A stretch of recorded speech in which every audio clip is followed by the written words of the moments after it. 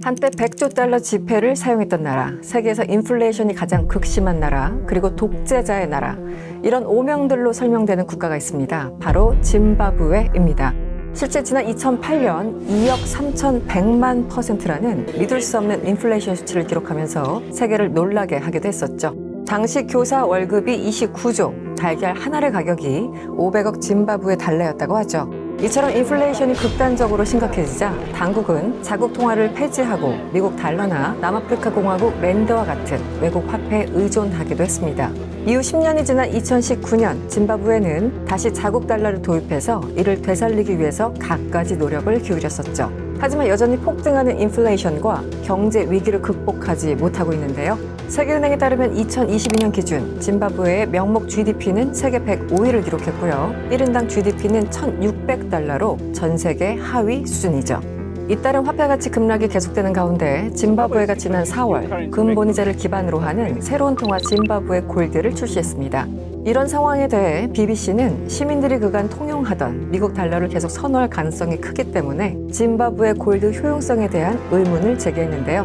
그렇다면 짐바브웨는 왜 이렇게 극심한 경제난에 시달리고 있는 걸까요? 안녕하세요. 저는 이승원이고요. 오늘은 짐바브웨에 대해서 조금 더 가까이 들여다보겠습니다.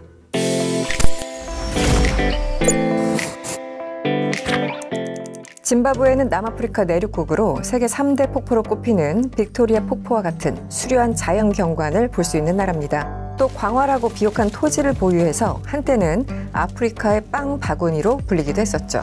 뿐만 아니라 금, 다이아몬드와 같은 광물 자원이 풍부해서 짐바브웨 경제에 광물이 차지하는 비중이 총 수출의 60%가량을 차지하고 있습니다. 사실 짐바브웨는 불과 40여 년 전만 하더라도 현재의 국명이 아니라 로디지아라는 이름으로 불리던 국가였습니다. 19세기 유럽에서 불기 시작한 제국주의와 식민주의 영향을 피할 수 없었기 때문이죠.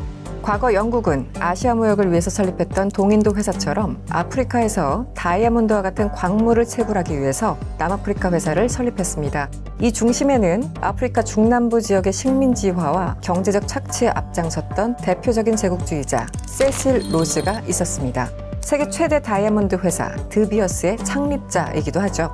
그는 남아공을 시작으로 채굴권을 확보해가면서 남아프리카 광산을 사실상 독점하기 시작합니다. 그러던 중 현재 짐바브웨와 잠비아 지역을 발견하게 됐고 무력으로 이곳을 정복하면서 로디지아라는 국명을 붙였습니다.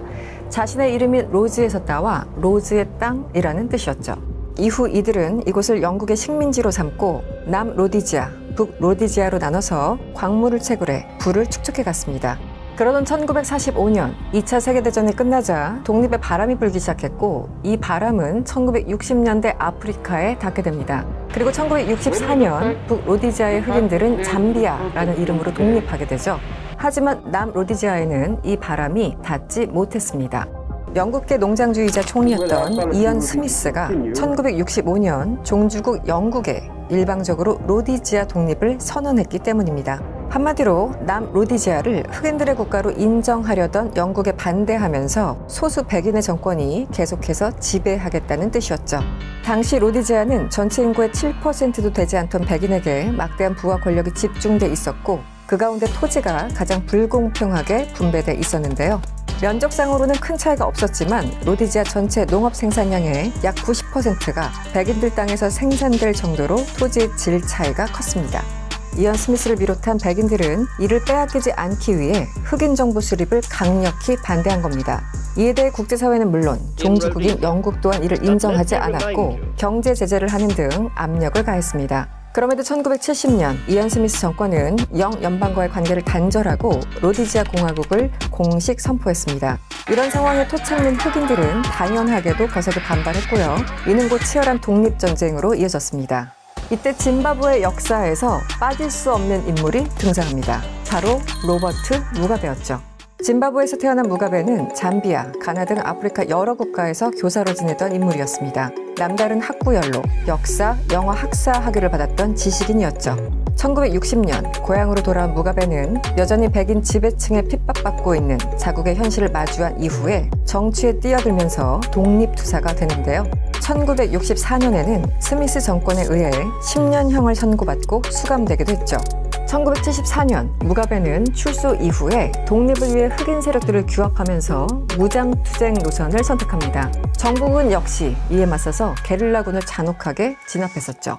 그럼에도 독립의 의지는 꺾이지 않았고 격화되는 내전과 국제사회의 압박에 정부가 물러서면서 결국 흑인들이 승기를 주게 됩니다. 1979년 12월 21일 영국의 중재로 랭커스터 하우스 협정을 체결하게 되는데요. 영국의 감시하에 모든 인종은 평등한 민주주의를 보장받아 총선을 진행하는 대신 기존의 백인 소유 농지를 인정한다는 조건을 건 평화협정이었습니다. 이후 1980년 2월 새로운 정부 선출을 위한 총선거가 실시됐고 독립투쟁의 중심에 있던 무가베는 압도적인 지지를 받으며 총리직에 오르게 됩니다. 그리고 그해 4월 로디지아는 사라지고 흑인들의 국가 짐바브웨의 역사가 시작되죠. 독립 영웅이자 초대 총리인 무가베는 1980년대 초 비교적 좋은 평가를 받았습니다. 우선 교육의 중요성 등을 강조하면서 복지 정책을 확대하는 데 힘썼습니다. 뿐만 아니라 무가베는 인종화합 정책을 선언했는데요. 독립 이전에 한 인터뷰에서 이런 말을 했었죠. 백인이든 흑인이든 교육의 유무, 부의 유무와 상관없이 모든 사람은 정치적 권리를 인정받아야 한다. 그것이 우리가 흑인들의 투표권을 주장하는 이유라고 강조했었죠. 그는 취임 이후 백인의 기득권을 인정하고 내각에도 상당수의 백인을 배치했습니다. 무가베는 이러한 정책들로 민심을 사로잡을 수 있었고 국제사회도 그의 지도력을 호평했었죠. 새롭게 시작한 짐바브웨의 미래는 밝을 것만 같았습니다. 하지만 그를 향한 찬사는 그리 오래가지 못했었죠. 1982년 무가베가 자신과 함께 독립운동을 한 한때의 동료이자 당시 최대 대권 경쟁자였던 조슈아 은코모를 몰아내기 위해서 잔악한 모습을 보였기 때문이죠. 무가베는 독립운동 당시 쓰고 남은 무기들을 쿠데타의 증거로 조작했고 이를 명분 삼아 은코모와 지지 세력이었던 은데벨레족을 공격했습니다. 이로 인해 은코모는 런던으로 망명하게 됐고 2만여 명이 무가베의 정적을 지지한다는 이유로 희생돼야만 했습니다. 이 사건은 쿠크라운디 학살로 명명되면서 무가베가 자행한 끔찍한 일 가운데 대표적인 사건으로 꼽힙니다. 이후 무가베는 단일화 협상을 체결해 압도적 다수당을 장악했고 1987년 12월 대통령 자리에 오르게 됩니다. 그렇다면 독립 영웅이었던 무가베는 왜 이렇게 돌변했을까요? 일각에서는 그가 북한 김일성과 만난 것이 큰 영향을 미쳤다고 분석합니다. 무가베 정권은 중국과 북한과 같은 공산권 국가들과 교류했고 독립전쟁을 벌일 때도 무기 등을 지원받았습니다. 이때 북한과 연을 맺었고 1980년 총리직에 오른 직후 평양을 방문해 김일성 주석을 만났습니다. 그리고 같은 해 10월 공식 수교 관계를 맺었고 1990년 중반까지 무려 8차례 직접 방문해서 김일성과 친분을 쌓았습니다. 은코모 제거 작전을 위해서 창설된 특수부대 제5여단의 훈련을 북한 특수부대 교관이 맡기도 했었죠. 일부 전문가들은 무가베가 지도자를 숭배하는 북한 사회를 보면서 김일성의 절대 권력, 독재 체제에 큰 유혹을 느낀 것으로 보고 있습니다. 실제 무가베가 북한에 다녀온 이후에 완전히 다른 사람이 돼서 돌아왔다라는 참모들의 전언이 있기도 했었죠. 심지어 북한에서 김정일 국방위원장의 생일을 대대적으로 기념하는 것을 보고 자신도 똑같이 따라하려 애썼죠. 국민들이 식량난에 굶주리고 있음에도 불구하고 매년 자신의 나이와 같은 무게의 케이크를 준비했고 집단 무용, 군사 퍼레이드 등을 지시했었죠. 현지 언론에 따르면 2017년에는 무려 250만 달러, 그러니까 하나로 약 29억 원이 생일 비용으로 사용됐습니다. R.W. 존슨 옥스퍼드대 교수는 월스트리트전을 기고해서 그가 김일성과 김정일 부자를 모방하고 있다고 분석하기도 했습니다. 한편 무가베 집권 이후 짐바브웨의 경제는 급격히 악화되기 시작합니다. 1992년과 1995년 극심한 가뭄과 기근으로 인해서 국민들은 식량난에 시달렸고 정부의 핵심 지지 세력이었던 퇴역 군인들에게 과도한 무상 지원을 한 탓에 재정 위기는 커져갔습니다. 이런 상황에 무가베는 제2차 콩고 내전에 참전한다는 결정까지 내리게 되죠. 전쟁을 지원하고 대가를 받을 생각이었던 거죠. 하지만 이 대가 역시 무가베와 그의 측근들에게만 돌아갔고 국민들은 전쟁 비용의 부담만 떠안아야 했습니다. 이로 인해 자국 내 불만이 커지면서 부정적인 여론이 크게 확산됐고 집권 세력은 위기에 빠지게 됩니다. 무가베는 이를 만회하기 위해서 2001년 식민잔재청산과 토지개혁을 명분으로 백인들이 소유한 경작지를 무상 몰수하게 됩니다. 하지만 이런 결정은 짐바브웨 경제에 치명타를 입히게 됩니다. 농업을 담당하던 백인들이 대거 떠난 자리를 농업 경영에 미숙한 흑인이 채우게 되자 작물 생산량이 급감하게 된 겁니다. 또한 백인 농장에서 일하던 약 40만 명의 노동자들이 하루아침에 일자리를 잃으면서 실업률이 폭등했죠. 생활 필수품이 절대적으로 부족한 가운데 무리한 토지개혁 이후 가해진 국제사회의 경제 제재까지 더해졌습니다. 이런 가운데 무가베가 선택한 건 돈을 찍어내는 거였습니다.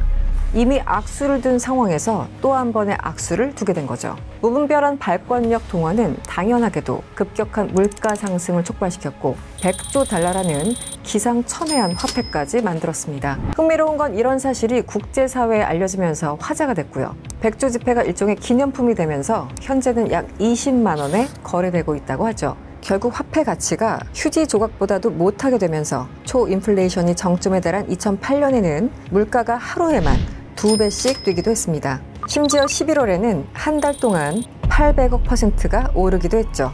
워싱턴 포스트 등 외신은 2008년 말 인플레이션율을 897%로 추정하기도 했는데요. 여기서 말하는 해는 0이 20개가 붙는 천문학적인 수치입니다. 걷잡을 수 없는 상황에 결국 짐바브웨는 2009년 달러화와 남아프리카 공화국 랜도화 등 7개 통화를 법정 통화로 채택하게 됩니다. 그리고 정부는 2015년 짐바브웨 달러를 폐기했죠. 화폐 폐기 당시 짐바브웨 달러로 17경 5천조 달러의 가치는 미국 화폐로 단돈 5달러에 불과했다고 하니까 어떤 상황이었는지 짐작이 가시나요?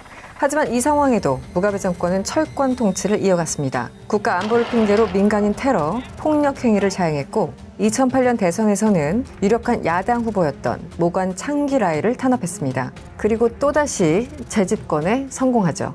결국 무가베의 무능과 독재는 경제를 비롯해 국가 시스템 자체를 붕괴시켰고 짐바브웨를 아프리카 최빈국으로 전락시켰습니다. 독립 영웅이었던 무가베는 2009년 워싱턴 포스트가 선정한 세계 최악의 독재자 1위로 등극하게 됩니다. 하지만 무소불위 같던 무가베의 권력도 결국은 최후를 맞이하게 되는데요. 2017년 자신의 아내에게 권력을 이양하려다가 군부 쿠데타가 벌어진 거죠.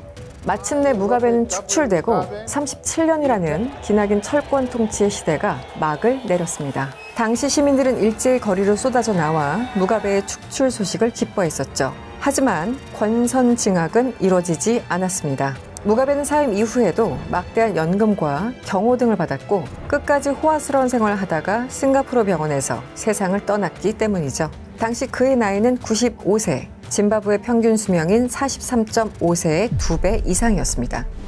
독립 이후 한때 호평을 받았지만 이제는 최빈국이 되어버린 짐바브웨. 미국 존스 홉킨스대가 발표한 2022년 연간 고통지수 결과에서 현재 전쟁 중인 우크라이나와 함께 수년간 경제 위기를 겪는 베네수엘라를 제치고 짐바브웨가 압도적으로 1위에 올랐습니다. 여전히 연간 물가 상승률이 수백 %를 넘는 경제 위기와 함께 정치 혼란을 벗어나지 못하고 있는 실정이죠. 무능과 부패의 늪에 빠져 헤어나오지 못하고 있는 짐바브웨. 그들은 이 위기를 언제쯤 벗어날 수 있을까요? 월드 클로즈업 이승원이었습니다.